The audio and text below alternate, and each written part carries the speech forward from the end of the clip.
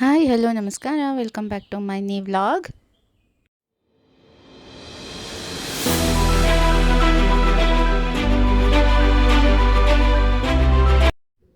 ಎಲ್ಲರೂ ಹೇಗಿದ್ದೀರಾ, ಚೆನ್ನಾಗಿದ್ದೀರಾ ಅಂತ ಅಂದ್ಕೊಂಡಿದ್ದೀನಿ. ನಾನು ಕೂಡ ತುಂಬಾ ಚೆನ್ನಾಗಿದ್ದೀನಿ. ಸೊ ನಂಗೆ ಹುಷಾರಿರಲಿಲ್ಲ, ರಾಘು ಕೂಡ ಡ್ಯೂಟಿಗೆ ಹೋಗಿರಲಿಲ್ಲ, ಮನೇಲೇ ಇದ್ದರು. ಸೊ ಅಡುಗೆ ಕೂಡ ಮಾಡಿರಲಿಲ್ಲ ಮನೇಲಿ. ಹಾಗಾಗಿ ಹೊರಗಡೆ ಹೋಗಿ ಊಟ ತಿನ್ಕೊಂಡು ಬರೋಣ ಅಂತ ಬಂದ್ವಿ, ಲೈಟಾಗಿ ತಿನ್ಕೊಂಡು ಹೋಗೋಣ ಅಂತ. ಊಟ ಆರ್ಡ್ರ್ ಮಾಡಿ ಕೂತಿದ್ವಿ. ಸುಮ್ಮನೆ ಕೂರೋದೇನಕ್ಕೆ ಅಂತೇಳಿ ಒಂದು ಸಿಂಗಲ್ ರವೆ ಇಡ್ಲಿ ತೊಗೊಂಡಿದ್ವಿ. ತುಂಬ ಚೆನ್ನಾಗಿತ್ತು. ನಾನು ರಾಘು ಸೇರಿಕೊಂಡು ಶೇರ್ ಮಾಡೋಣ ಅದು ರೆಡಿ ಆಗೋಷ್ಟೊತ್ತಿಗೆ ಅಂತ ಒಂದೇ ಒಂದು ಸಿಂಗಲ್ ರವೆ ಇಡ್ಲಿ ತೊಗೊಂಡಿದ್ವಿ. ನೋಡಿ ಅಲ್ಲಿ ಫುಲ್ಲು ಆಟ ಆಡ್ತಾಯಿದ್ಲು. ಫುಲ್ ಹೋಟೆಲೇ ಅವಳದು ಅನ್ನೋ ರೇಂಜಿಗೆ ಆಟ ಆಡ್ತಾಯಿದ್ರು. ನಾವು ಲೇಟಾಗಿ ಹೋಗಿದ್ವಲ್ಲ, ಒಂದು 2:30-3 ಗಂಟೆಗೆ. ಸೊ ಹಾಗಾಗಿ ಹೋಟೆಲ್ ತುಂಬ ಖಾಲಿ ಹೊಡಿತಾ ಇತ್ತು. ಚೆನ್ನಾಗಿತ್ತು ರವೆ ಇಡ್ಲಿ. ಸೊ ಇಬ್ಬರು ಶೇರ್ ಮಾಡ್ಕೊಂಡು ತಿಂದ್ವಿ. ಅವಳು ಕೂಡ ತಿಂದಳು.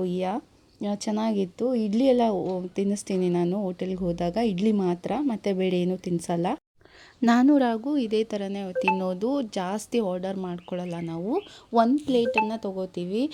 ಎಕ್ಸಾಂಪಲ್ ಒಂದು ಫ್ರೈಡ್ ರೈಸ್ ತೊಗೊಂಡ್ರೆ ಇಬ್ಬರು ಶೇರ್ ಮಾಡ್ಕೊತೀವಿ. ಮತ್ತು ಒಂದು ಮಂಚೂರಿ ಅಥವಾ ಏನಾದರೂ ಚೌಚೌಬಾತ್ ಆ ಥರ ಏನಾದರೂ ತೊಗೊಂಡ್ರೆ ನಾವಿಬ್ಬರು ಶೇರ್ ಮಾಡ್ತೀವಿ. ಒಂದೊಂದೇ ಪ್ಲೇಟ್ ತೊಗೋತೀವಿ. ಈಗ ಇಬ್ಬರು ಒಂದೊಂದು ಪ್ಲೇಟ್ ತೊಗೊಂಡ್ಬಿಟ್ರೆ ಅವರು ಫ್ರೈಡ್ ರೈಸ್ ತೊಗೋತಾರೆ, ನಾನು ಫ್ರೈಡ್ ರೈಸ್ ತೊಗೋತೀನಿ ಅಂದರೆ ಇಬ್ರಿಗೂ ತಿನ್ನೋಕ್ಕಾಗಲ್ಲ. ಸೊ ಬೇರೆನ ಟ್ರೈ ಮಾಡೋಕ್ಕಾಗಲ್ಲ, ಅಲ್ಲಿಗೆ ಹೊಟ್ಟೆ ತುಂಬೋಗುತ್ತೆ. ಸೊ ಹಾಗಾಗಿ ನಾವು ಏನೇ ತೊಗೊಂಡ್ರೂ ಡಿಫ್ರೆಂಟಾಗಿ ಆರ್ಡ್ರ್ ಮಾಡ್ಕೋತೀವಿ ಹೋಟೆಲ್ಗೆ ಹೋದರೆ. ಇದು ಒಂದು ನಮ್ಮ ಹಾಬೀಸು. ಏನೋ ಒಂಥರ ಚೇಂಜಸ್ನ ಮಾಡ್ತೀವಿ ನಾವು ಎಲ್ಲೇ ಹೋದರೂ ಕೂಡ. ತಿನ್ನೋದ್ರಲ್ಲಿ ಅಷ್ಟೇ ತುಂಬ ಆಪ್ಷನ್ಸ್ನ ಹುಡುಕ್ತೀವಿ. ಒಂದೇ ಥರ ತಿನ್ನೋದನ್ನ ಬೋರ್ ಆಗಿದ್ರೆ ಮತ್ತೆ ವೆರೈಟಿ ತಿನ್ನೋಕ್ಕೆ ಇಷ್ಟಪಡ್ತೀವಿ. ನಾನು ಹೇಳಿದ್ನಲ್ವ, ಅದೇ ಥರನೇ ಆರ್ಡ್ರ್ ಮಾಡ್ಕೊಂಡೆ. ಫ್ರೈಡ್ ರೈಸು ಮತ್ತು ಮಶ್ರೂಮ್ ಮಂಚೂರಿ ಆರ್ಡ್ರ್ ಮಾಡ್ಕೊಂಡು ಈ ಥರ ತಿನ್ನೋದ್ರಲ್ಲಿ ಜಾಸ್ತಿ ವೆರೈಟಿನ ನನ್ನ ಒಪಿನಿಯನ್. ಯಾಕೆಂದರೆ ಒಂದೊಂದೇ ಆರ್ಡ್ರ್ ಮಾಡ್ಕೊಂಡು ತಿಂದರೆ ಫುಲ್ ಹೊಟ್ಟೆ ಎಲ್ಲ ಫುಲ್ ಆಗ್ಬಿಡುತ್ತೆ, ನಮ್ಗೆ ಬೇರೆ ಐಟಮ್ ತಿನ್ನೋದು. ಸೊ ಹಾಗಾಗಿ ಈ ಥರ ಪ್ಲ್ಯಾನ್ ಮಾಡ್ಕೋತೀವಿ ನಾವು. ಯಾವ ಮರ ಇದು? ಯಾವ ನಮ್ಮ ಮನೆ ಹತ್ರ ಬರುತ್ತಲ್ಲ, ಮೇಲೆಲ್ಲ ಪರ್ಫ್ಯೂಮ್ ಥರ ಬರುತ್ತಲ್ಲ, ಹೌದಾ? ಪರ್ಫ್ಯೂಮ್ ಹೊಡಿಯೋದೇ ಬೇಡ ನಮ್ಮ ಮನೆಗೆ. ಫುಲ್ ನಾನು ಚಿಕ್ಕವರಿದ್ದಾಗಿಂದ ಹಿಂಗೆ ಆಡ್ತಿದ್ದೀನಿ, ನೆನಪಿದೆಯಾ ನಿಮಗೆ? ನೀವು ಮುರಿದೋಗ್ಬಿಟ್ಟು ಅನ್ಸುತ್ತೆ ಅಲ್ಲ? ಇನ್ವೈಟ್ ತಡೆಯಲ್ಲ ಬಿಡೋದು.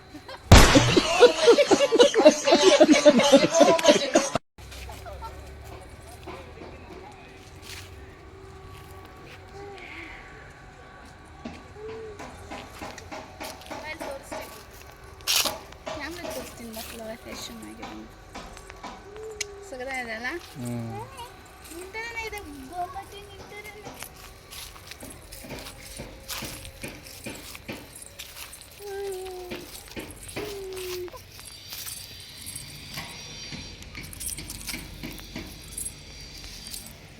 ಹಂಗೆ ನಿಧಾನ ಬರಬೇಕು. ಕೊಡಿ ಮಾಡ್ತೀನಿ, ನೋಡ್ಕೊಂಡು ಮಾತಾಡ್ಬೇಕಾಯ್ತಾ? ಸುಮ್ಮನೆ ಮಾತಾಡಂಗಿಲ್ಲ. ಯಾಕೋ ನಿಂಗೊಂಥರ ಖುಷಿ ಇದಲ್ಲ ನಂಗೆ ವಾಯ್ಸ್ ಹೋಗಿರೋದಕ್ಕೆ? ಖುಷಿನ ಅನುಭವಿಸ್ಬೇಕು, ಹೇಳ್ಕೊಳಕ್ಕಾಗಲ್ಲ.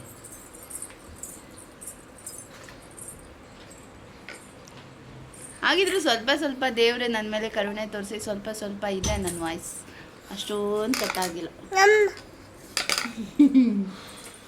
ಹಾಯ್ ಮೇಡಮ್ ಮಗಳೇ. ಹಾಯ್. ನಿನ್ನ ಡ್ರೆಸ್ಸು, ನೀನು ಟೊಮಾಟಿ, 1 kg ತೊಂಡೆಕಾಯಿ ಹಾಕೊಂಡು ಸಾಂಬಾರು ಮಾಡಿದ್ರೆ ಮಸ್ತ್ ಇರುತ್ತೆ.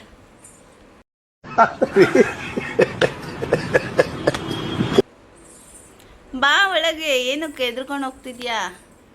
ಭಯ ಇರಬೇಕು, ಹಂಗೆ ಮೇಂಟೈನ್ ಮಾಡು. Congratulation brother.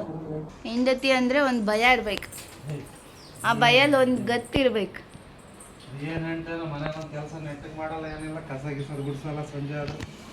ಏನು ಮಾಡಲ್ಲ.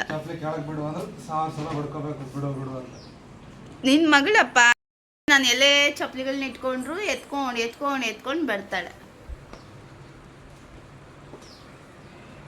ಉರ್ಸೋಕ್ಕೆ ನಿಂತ್ಕೊಂಡ್ರೆ ನಂಬರ್ 1 ನಾವು ಉರ್ಸೋದ್ರಲ್ಲಿ. ಒಂದು ಟಿಪ್ಸ್ ಹೇಳೋಕೆ ಇಷ್ಟಪಡ್ತೀನಿ, ಅನುಭವದ ಮಾತು. ಹೇಳ್ರಪ್ಪ ಹೇಳ್ರು. ಯಾರನ್ನು ಅತಿಯಾಗಿ ನಂಬಬೇಡಿ. ಅದರಲ್ಲೂ ಈ ಮೊಸಳೆ ಕಣ್ಣೀರು ಹಾಕ್ಕೊಂಡು ನಮ್ಮ ಹಿಂದೆ ತುಂಬ ಒಳ್ಳೆಯವ್ರ ಥರ ನಟನೆ ಮಾಡ್ಕೊಂಡಿರ್ತಾರೆ ಗೊತ್ತಾ, ಅಂಥವ್ರನ್ನ ಮಾತ್ರ ನಂಬಕ್ಕೆ ಹೋಗಬೇಡಿ.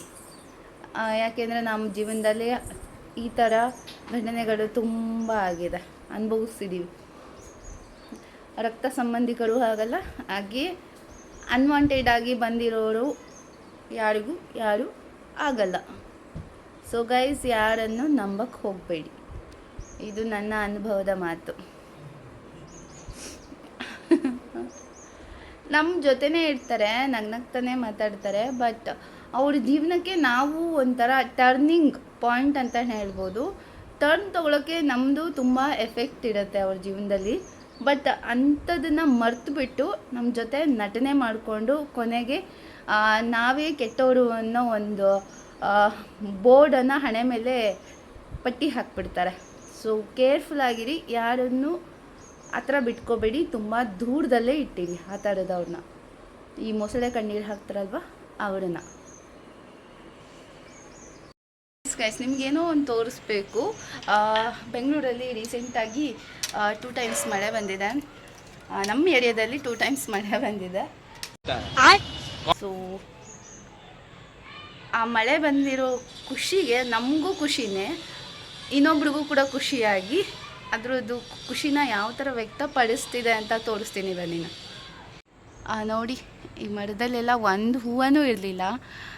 ಮಳೆ ಬಂದು ಹೋಗಿದ್ದೇ ಇದಕ್ಕೂ ಕೂಡ ಖುಷಿಯಾಗಿ ಫುಲ್ ಹೂವು ಬಿಟ್ಟಿದೆ. ಟೋಟಲ್ಲು 3 ಮರಗಳಿದೆ ನಮ್ಮ ಮನೆ ಹತ್ರ. ಅಲ್ಲಿ ಲಾಸ್ಟ್ ಎಂಡಲ್ಲಿ ಒಂದು ಮರ ಇದೆ, ಮತ್ತು ಇಲ್ಲಿ ಸಂದಿಯಲ್ಲಿ ಕಾಣಿಸ್ತಿದೆಯಲ್ಲ ಇಲ್ಲೊಂದು ಮರ ಇದೆ, ಹಾಗೆ ಇಲ್ಲೊಂದು ಮರ ಇದೆ. ನೋಡ್ತಾ ಇರ್ಬೋದು ಎಷ್ಟು ಚೆನ್ನಾಗಿ ಹೂವು ಬಿಟ್ಟಿದೆ ಅಂದರೆ. ನಮ್ಮ ಟೆರೆಸಿಂದ ನೋಡಿದ್ರೂ ಅಷ್ಟೇ ಚೆನ್ನಾಗಿ ಕಾಣಿಸುತ್ತೆ. ತೋರಿಸ್ತೀನಿ ಬನ್ನಿ. ಎಲ್ಲ ದಾರಿ ಮಧ್ಯೆ ಎಲ್ಲ ಇವರೇ ಸಿಗ್ತಾರೆ ನನಗೆ. ಏಯ್ ಸೈಡಿಗೆ ಹೋಗ. ನೋಡಿ ಎಷ್ಟು ಚೆನ್ನಾಗಿ ಹೂವು ಬಿಟ್ಟಿದೆ. ನಮಗಂತ ಖುಷಿಯಲ್ಲ, ಮರಗಿಡಗಳಿಗೂ ಕೂಡ ತುಂಬ ಖುಷಿ ಆಗುತ್ತೆ. ಅಷ್ಟು ಚೆನ್ನಾಗಿ ಹೂವು ಬಿಟ್ಟಿದೆ, ನೋಡೋಕ್ಕೆ ಒಂಥರ ಖುಷಿ. ಬೆಂಗಳೂರಲ್ಲಿ ಪಿಂಕ್ ಕಲರ್ ಬೆಂಗಳೂರು ಅಂತ ಕರಿತೀವಲ್ವ. ಸೊ ಇದೇ ಗಿಡದಿಂದ ಬೆಂಗಳೂರಲ್ಲಿ ತುಂಬ ಮರಗಳಿದೆ ಈ ಥರದ್ದು. ಸೊ ಬೇಸಿಗೆಗಾಲದಲ್ಲಿ ಈ ಥರ ನೋಡೋದೇ ಒಂದು ಚಂದ. ಎಷ್ಟು ಚೆನ್ನಾಗಿ ಹೂವು ಬಿಟ್ಟಿದೆ ನೋಡಿ, ಸೂಪರ್ ಅಲ್ವಾ? ಮನಸ್ಸಿಗೇನೋ ಒಂಥರ ಹಿತ.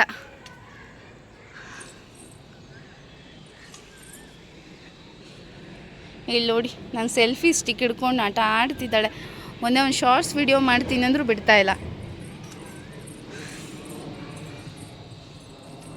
ಅಲ್ಲಿ ನೋಡಿ ಫ್ಲೈಟ್ ಹೋಗ್ತಾ ಇದೆ, ಫ್ಲೈಟ್ ಹೋಗ್ತಿದೆ. ಸಂಜೆ ಆಗಿತ್ತು, ಅಣ್ಣ ಬಂದಿದ್ದರು, ಹಾಗಾಗಿ ಸ್ವಲ್ಪ ಸ್ಪೆಷಲ್ ಅಡುಗೆ ಮಾಡಿದ್ವಿ. ನಾಟಿ ಮೊಟ್ಟೆ ಇತ್ತು, ಹೀಗೆ ನಾಟಿ ಮೊಟ್ಟೆ ಬೇಯಿಸಿಟ್ಟಿದ್ದೆ, ಹಾಗೆ ರಾಗಿ ಮುದ್ದೆ, ವೈಟ್ ರೈಸ್. ಏನು ಸ್ಪೆಷಲ್ ಅಂತಂದರೆ ನಮ್ಮ ಮನೆಯಲ್ಲಿ ಮಟನ್ ಕರಿ. ಸೊ ಎಲ್ಲರಿಗೂ ಕೋಲ್ಡ್ ಆಗಿ ವಾಯ್ಸ್ ಎಲ್ಲ ಹೋಗಿಬಿಟ್ಟಿತ್ತು, ಹಾಗಾಗಿ ಸ್ವಲ್ಪ ಖಾರ ಮಟನ್ ಕರಿಯನ್ನು ಮಾಡ್ಕೊಂಡಿದ್ವಿ. ತುಂಬ ಚೆನ್ನಾಗಿ ಬಂದಿತ್ತು. ಒಂದು ಸ್ವಲ್ಪ ಉಪ್ಪು ಜಾಸ್ತಿ ಆಗಿಬಿಟ್ಟಿತ್ತು ಅಷ್ಟೇ.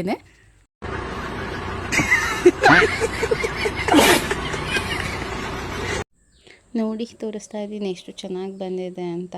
ಇದನ್ನು ತಿಂದು ಒಪಿನಿಯನ್ ಹೇಳ್ತಾರೆ ಅಂತ ವೆಯ್ಟ್ ಮಾಡ್ತಾ ಇದ್ದೆ. ಅವ್ರು ಹೇಳಿದ್ಮೇಲೆ ಗೊತ್ತಾಯಿತು ನಂಗೆ ಉಪ್ಪು ಜಾಸ್ತಿ ಆಗಿದೆ ಅಂತ. ಸೊ ನನಗೆ ನಗು ಬಂದುಬಿಟ್ಟಿತ್ತು. ಸೊ ನೋಡಿ,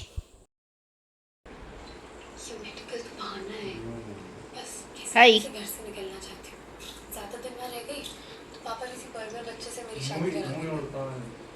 ಏನು ಹುಡುಕ್ತಿದ್ಯಾ? ಆಲ್ರೆಡಿ ದುರಂಧರ್ ನೋಡ್ತಾ ಇದ್ದೀರಲ್ಲ, ವಾಚಿಂಗ್ ಮೂವಿ ದುರಂಧರ್. ಹಾಂ, ಸೆಕೆಂಡ್ ಬರಲ್ಲ. ಹೆಂಗಿತ್ತು ಅಣ್ಣ ಮಟನ್ನು?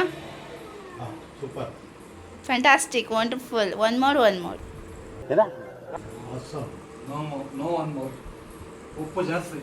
ಉಪ್ಪು ಜಾಸ್ತಿ.